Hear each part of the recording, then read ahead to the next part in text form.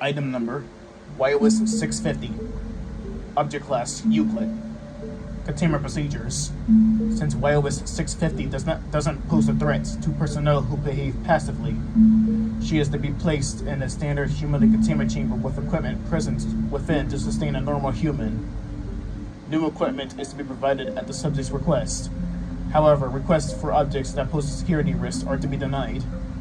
YOS-650 is to be fed 2 times per day. Since fried dough is confirmed to be her favorite, it is provided once every 2 days. And YOS-650's consumed meals are to be discarded once plates have reached 12 in total. Due to the danger posed by YOS-766, she is not to be in the same facility with YOS-431, YOS-596, and YOS-977. Note from Dr. Tyler. Personnel have been considering putting YOS-650 in an MTF unit due to her non-aggressive nature. This is not to be considered since YOS-650 might not have revealed her true anomalous abilities. So therefore, more information is to be collected before YOS-650 is available to be in an MTF unit.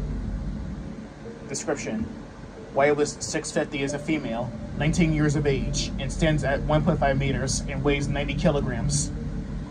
YOS-650 has an intelligence level of 150 and has been able to answer each question on various tests correctly. YOS-650's behavior is very positive and enjoys hanging out with personnel and is very compliant with them. YOS-650's properties are only revealed when she is threatened. YOS-650 has been observed possessing supernatural speed, running up to 167 miles per hour, and strength, able to lift objects weighing 28 tons, and is able to create orbs of light to use as weapons to disorient or terminate the threat. Due to these abilities, YOS-650 is to be escorted into containment as non-aggressive as possible. Although YOS-650 claims that these are the limits to what she can do, it is still believed that YOS-650 has more abilities that she isn't aware of yet, and are yet to be revealed. Addendum 650-1. YOS-650 was discovered near site, and surveillance personnel took notice. Agents and were sent to retrieve her. YOS-650 willingly entered into Foundation custody and was taken for questioning. Addendum 650-2. The following is an interview conducted by Dr. John, who was instructed to ask YOS-650 several questions.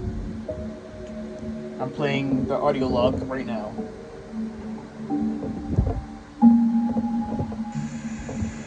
Please state your name for the record. My name is Melissa. Alright, Melissa. Before we start, would you like to be called Melissa or YOS-650? I prefer my actual name, thanks. Alright. Firstly, what were you doing near the site we got you from? Well, I was looking for my 2 sisters and cousin. Me and the 3 somehow got separated, but I don't remember what happened. Who are these people you speak of? Well, Lisbeth was a good sister to me. She protected me from anyone who dared to attack me and her. Even though I can't defend myself, I can prefer that my sister do it for me. Secondly, Ashley was good to me as well.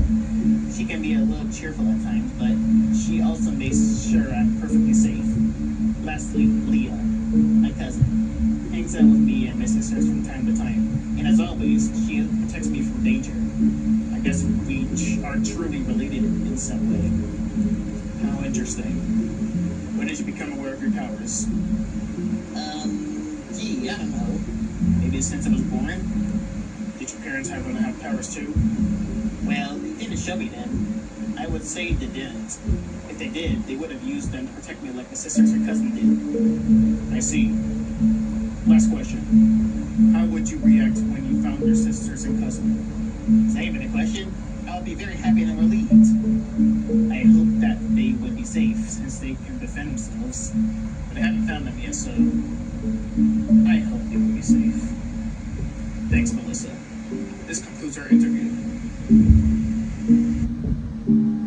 End log.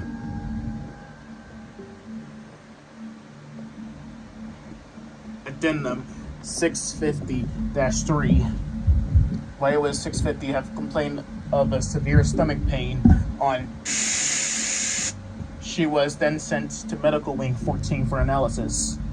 X-ray observations showed that a small humanoid entity resided inside YOS-650 via unknown means, as no intrusion occurred before this. The entity is then designated as YOS-766-1. Following YOS-650 attempts to breach containment to reach 3 other YOSs that held the same entities, seemingly against her will. Addendum 650-4. Due to the events of Incident 766-01, YOS-650 is to remain in sight at all times, and a solution to terminate YOS-766-1 is to be found to prevent another incident. YOS-650 must believe that finding YOS-431, YOS-596, and 977 will result in catastrophic consequences, and must stay away from her sisters and cousin until a solution to terminate YOS-766-1 is found. But since YOS-766-1 can force her to reach the other affected anomalies, she is to be locked in her chamber until YOS-766-1 becomes dormant.